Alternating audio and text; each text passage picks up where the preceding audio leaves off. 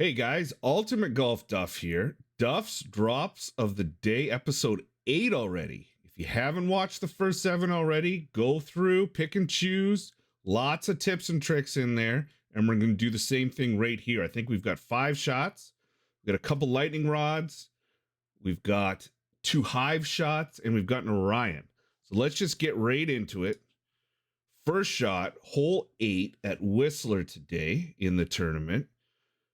Pretty tight battle. Needed every drop I could take. Just outside of Bigfoot range. So I had a look at Pegasus. Decided to go with the lightning rod.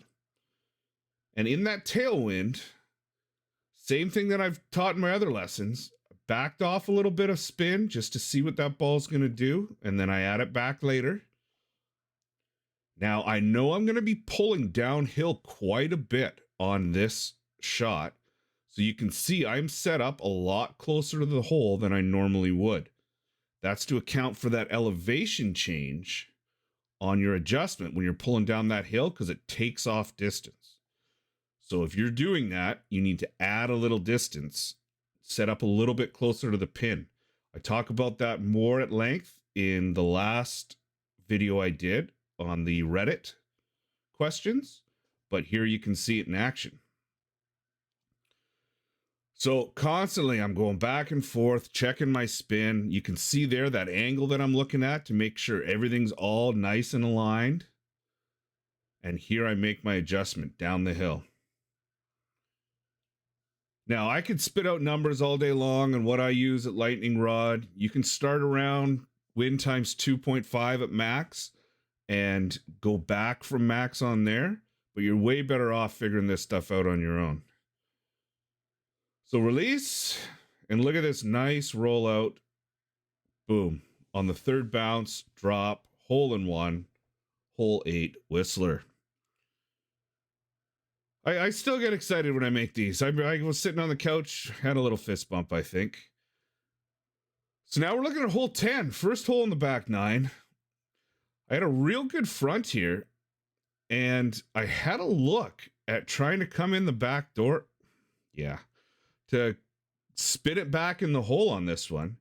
And you can see I pause here. I'm sitting thinking about it because I know it's going to make a sweet highlight video if I actually make this. But I opted to take the advice of my good friend Big Stick and use Orion as a mini lightning rod. That's what he does, and he does it with great success. So this shot's pretty tricky. So Orion has quite a bit of secondary wind effect. I'm pulling down the hill, so I got to account for that elevation change. And the secondary wind is going to push it to the right a bit, and it's going to take off any backspin I have. So there, you can see me adding those 2 extra bars of backspin. That's to account for the secondary wind. So even though it shows that ball sucking all the way back, it's not actually going to do that. And I'm set up closer to the hole than I normally would be to account for that elevation change. Same as I did lightning rod in the last shot. So I make all my adjustments, get everything straight, hit perfect, and we know how these end. Ace to start the back 9 at Whistler. I don't make this one very often. I usually screw up the spin somehow. But I'm starting to get that Orion dialed in, especially when it's close to max like that. Makes it a little easier. So now we're going into a fun little shot.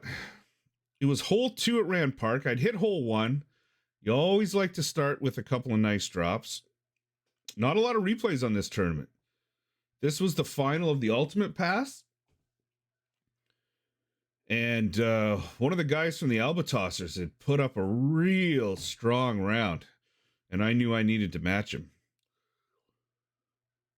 So I got the nice baby wind with the Pro or the Tour Pro.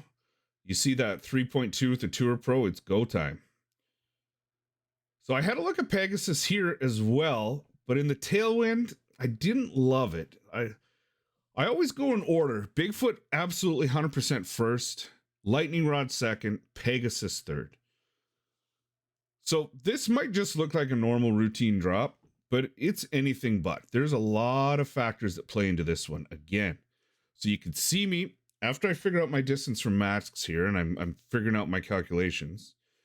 You can see that I take off. I've got 1 bar of backspin taken off so that I can see what the ball is going to do after that secondary wind, after that 3.2 mile an hour push happens after that first bounce. So there it is. You can see me. I've taken off a bit, and I'm really getting my line, figuring out exactly where it's going to be.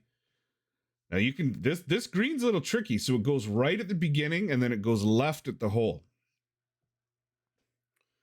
So I make sure my line is perfectly straight. I'm figuring out my distance back that I want to be, and then I add that backspin back on. Now I'm a little closer to the hole than I normally would be because I'm pulling down that hill again. That's very important.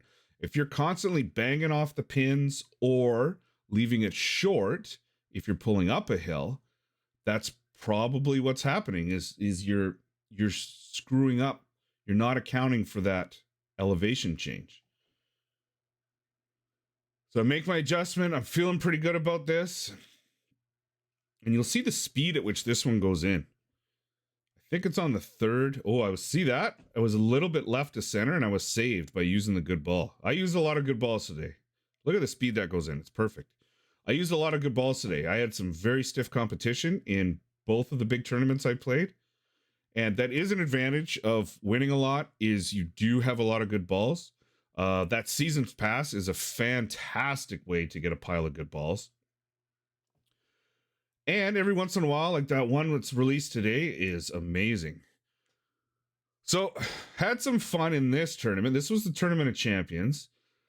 I was in with Goat Ranger on this one, and we were chatting about this hole, and he had played this big breaker with the Hive. And I've played this shot before and hit it, but I thought, you know what? That would make a great video if I can make this. I have tons of gold balls, so I busted one out because I had a headwind off the tee. So I took the gold ball to blast it as far as I possibly could. This green is actually reachable if you get a tailwind. And then I'm set up. And you can see it's very important on these shots to do your best to line up your target with the wind. We'll get into that a little further because I have one more Hive video that's going to explain that even greater. But just something to keep in mind for now. So we've got the guide going into the hole. Now here's what happens. These replays aren't always accurate. So don't go by what this is showing. I 100% have that guide going into the hole. There's no offset required. There's nothing. That guide is going into the hole. And you got to be careful. You can't really go too long. Speed is so important on these Hive shots. If you get the speed just right, sometimes they'll trickle in the side door. So if it's too hard, it's just going to hop right over the hole. But if you get that speed just right, just like putting in real life, if it gets right at that hole, it'll drop in. So this is lined up right at the hole. Fun little shot. Big breaker with the Hive. Look at final little ticket of adjustment. Always zooming in, zooming out, making sure you're centered right on that hole. And yeah, this shot took me, 2 minutes, 3 minutes to line up. But you get faster as you go with these, and you spend a little bit of time, you can win many, many balls and you avoid having to buy them. Now, buying balls once in a while is good, especially the good ones that come out. Again, saved with the good ball on the great shot. Look at that. That rolled for a couple seconds. That was a fun little shot. I threw that one in there purely for entertainment value. So here we have, well, then we'll talk about this more. So lining up your shot guide with the wind arrow. So what that means is when I'm making my adjustment here, you can see straight, I'm messing around with it so that when I make my adjustment lined up with the wind, the ball guide stays in the hole laterally. A lot of times, so in a crosswind, you could never do this, right? Because you can never line up straight with the wind.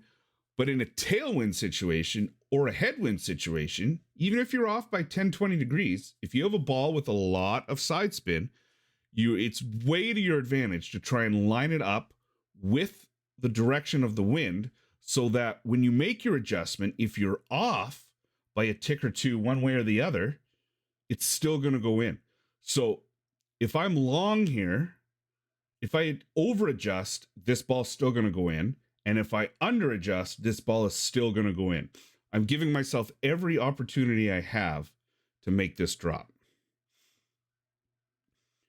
So I figured out my distance back.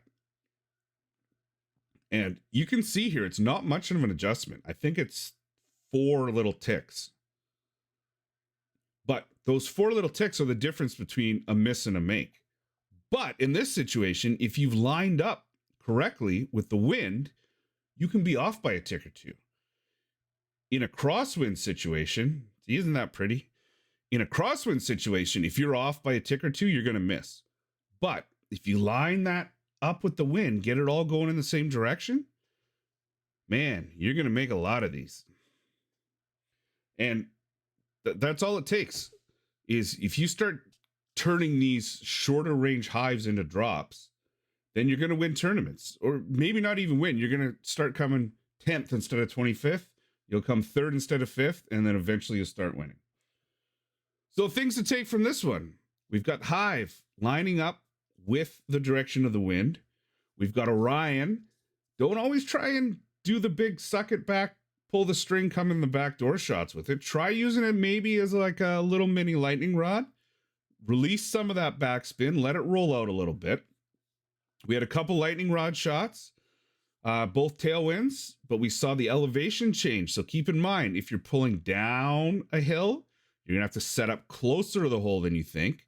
And if you're pulling up a hill, it's going to add distance to your shot, so you have to back off a little bit, set up further away than you think. Some fun little shots from today's tournament. Hope you guys picked up a trick or two from this. Check out some of the other guys that are putting out some fantastic content out there. I'll put them in the description. And we'll see you next time. Hit that like, please hit that subscribe, and thank you.